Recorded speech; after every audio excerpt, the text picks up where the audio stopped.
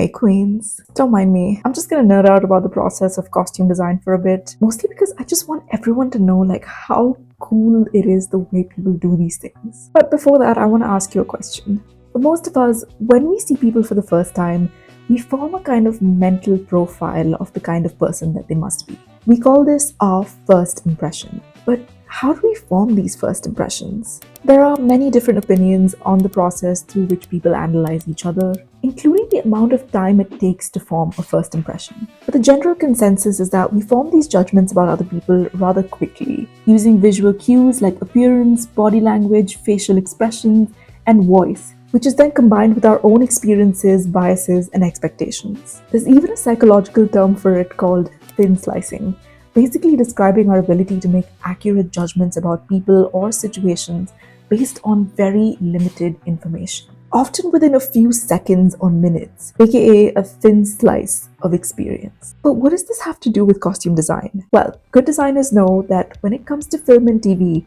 first impressions are everything. But great designers know that embedding the truth in details is the best way to make your viewers look deeper than their first impression.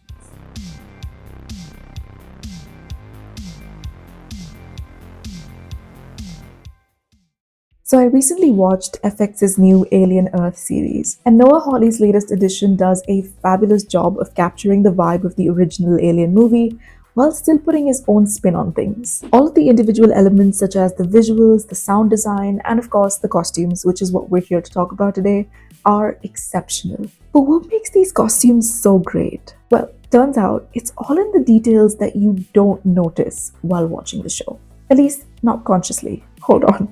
Let me explain. When we think of movies and TV shows with great costume design, we might think of examples like The Devil Wears Prada, Marie Antoinette, Star Wars, or Pride and Prejudice, aka movies and TV shows with striking, show-stopping looks.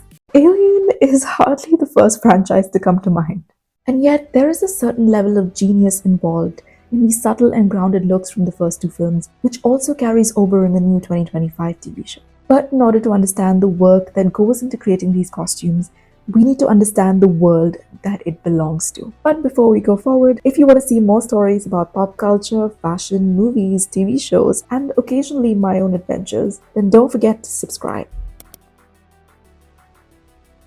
Alien Earth expands the existing Alien universe. It's not so much about adding in new lore as it is about exploring the corporate dystopia that is always looming in the shadows of the Alien films, and what the lives of ordinary as well as not so ordinary people look like in this world. Of course, thrown in with some monsters. The show opens with these lines of text, explaining the ways in which human beings are trying to achieve immortality on Earth, and that which method succeeds depends on which corporation wins out in the end. And later in the first episode, you get more information about the way things work in this future. Nation states around the world have been eliminated, and the globe is now run by 5 different corporations. Global warming has only become worse. And not only that, but 100 years from now, cyborgs and synths exist alongside mankind, rather inconspicuously.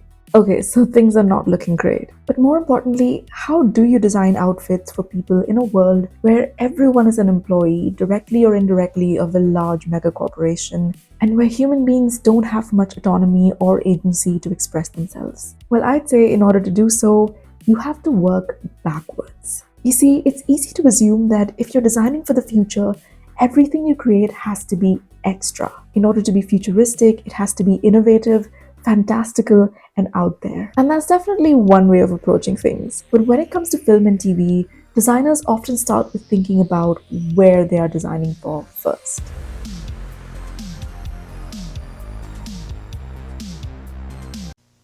I think people have this perception that sci-fi is always this complete invention, but the horror reverberates more strongly and is more potent because the humans are so grounded.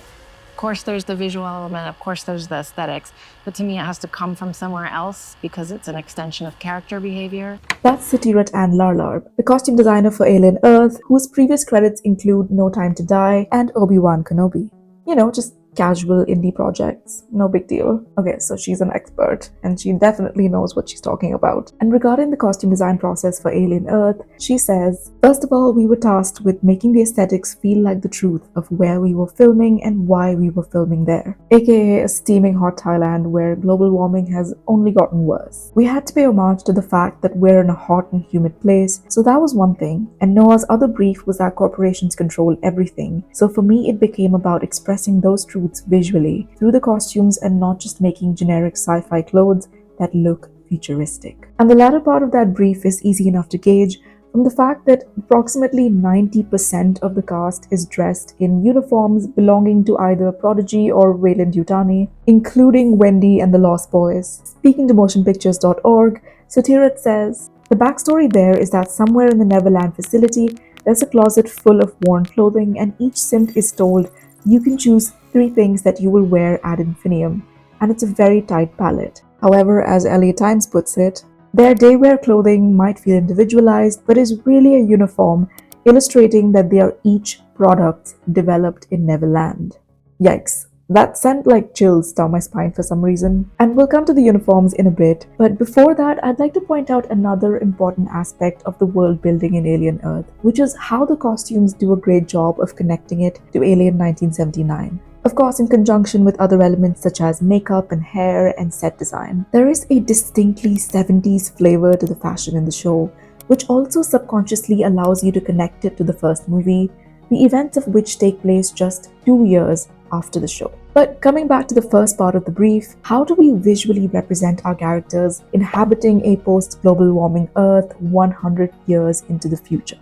Well, usually the way you make viewers feel immersed into a world through clothing is by giving them tactile elements that they can use to imagine the physical reality of a place. For example, fabric and hardware. Sotirat says, for the security forces, we developed a uniform system that fit into this hot, humid environment. There's a lot of cotton, linen, and breathable nylon Oxford cloth, which is very lightweight. Things that can get doused in water and dry very quickly. That was my mantra. The Prodigy soldier costume has zippers that can unzip the bottom half of the trouser so that they become shorts, unzip the long sleeves so that they become short sleeves, and there's ventilation in the back and under the armpits. Again, these are all details that you and I would not notice consciously, but our brain is registering this information in the back of our minds. And all of it helps to push us further into the realm of Alien Earth. But my favorite thing is with regards to the soldiers' uniforms, that there are features built in that none of us are ever going to notice, unless we probably look with eagle eyes, which make the outfits actually functional. There's a pocket in the back for a camelback watering system. You see on the top of their uniform, there's a little spigot that you can actually pull out. It's not just random cargo pockets, it's all derived from the kind of survival that you would need in that environment, which is honestly insane. Insanely cool, I mean. Okay, so now that we've established our setting, where do we go from here? Well, next in this sea of uniforms, your viewers need to be able to tell people apart, or at least the various groups of people. And usually the easiest way to do that is through color and silhouette. According to Sotirat, she thought long and hard about the color palette. She says, I propose that we could define systems within this world through colors to identify who's who. For instance, within Prodigy's Neverland facility, there are different color schemes for the technical staff, the biohacked hybrids, and the janitorial department. And then for the Prodigy security force, I went with gunmetal gray.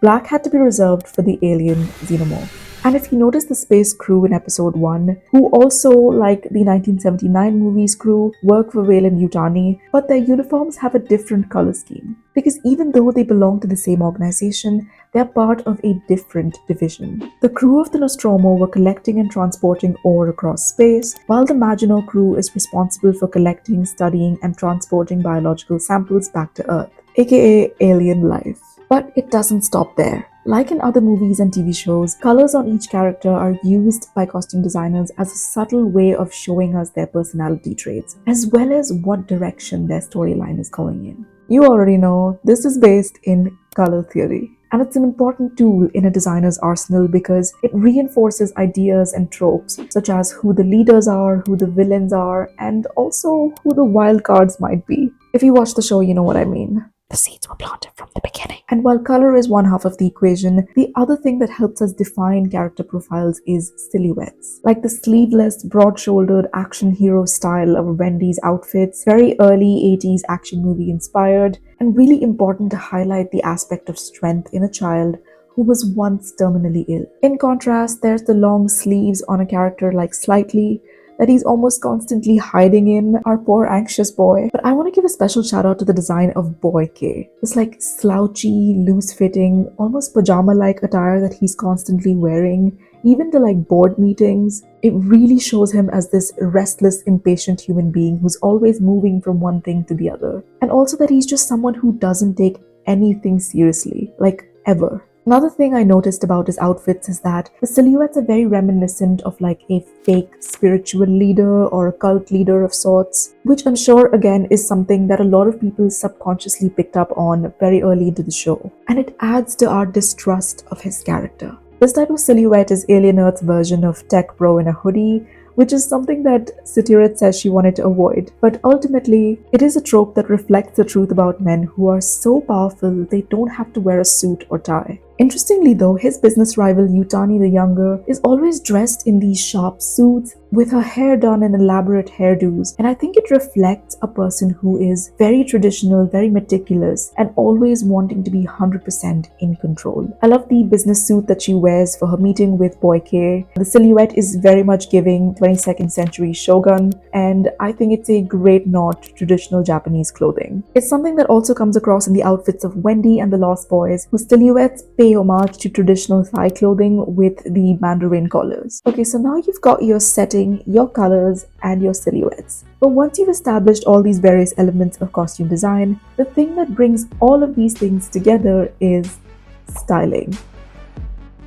This refers to both hair and makeup, as well as deciding how the actors wear their clothing. Because these decisions tend to give us the most amount of information about characters without the need for overt exposition, aka show, don't tell. Regarding which, Satyrit says to FX Networks, I have a very heady approach to costumes. Of course, there's a visual element, of course, there are the aesthetics, but to me, it has to come from somewhere else, because it's an extension of character behavior. Speaking of aesthetic, Alien Earth, as I mentioned, adopts the 70s retro-futuristic style of Alien, and this also carries over into the costume styling, aka there's a lot of beards, mustaches, and psychedelic scarves in the mix. David Resdahl, who plays Arthur in the show, says he specifically requested the beard for his character in the show, saying, quote, scientists in the 70s, they were kind of hippies. Yes, David, they were. And you know what?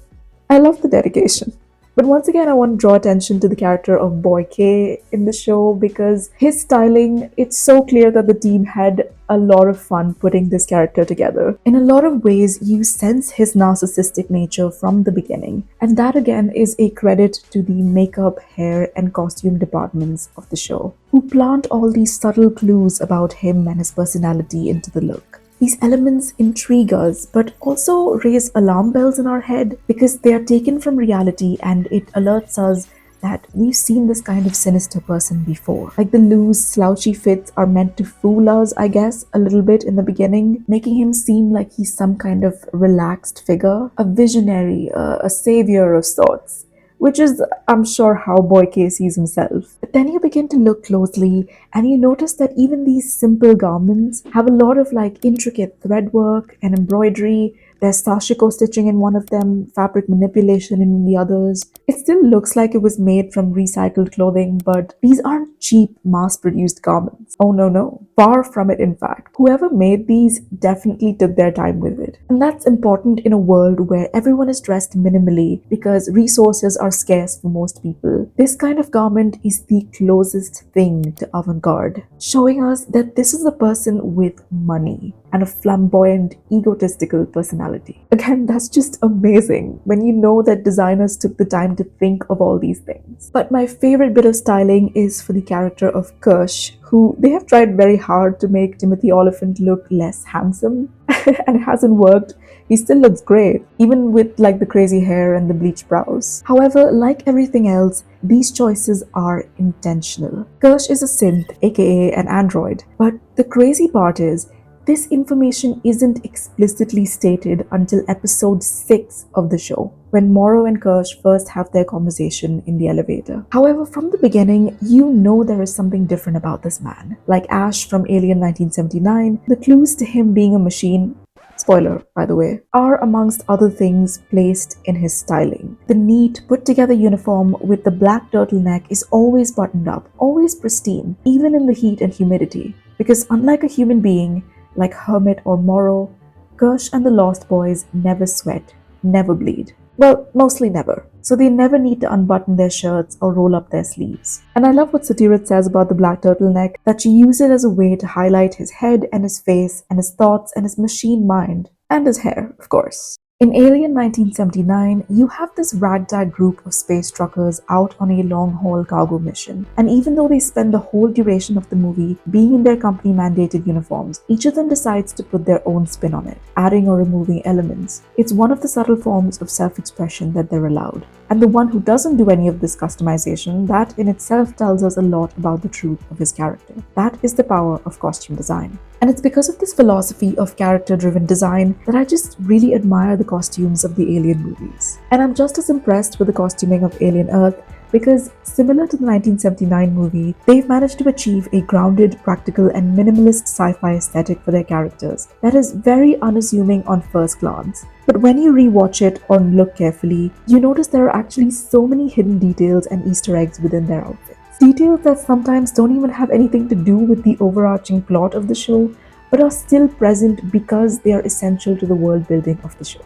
And that kind of attention is the sign of great costume design. But what makes the costumes of the Alien series truly unique is that it's not trying to be some kind of escapist utopian sci-fi fantasy. Instead, Alien holds up a mirror for us all and is about the individual within the system. It tells us that whether it's 2026 or 2120, as long as human beings continue to be human, our collective creativity, courage, and self-expression will always survive in the face of every obstacle. Whether we're in the clutches of a corporate dystopia, or floating away thousands of miles away with a monster in the deep expanse of this limitless universe. I'll see you next time.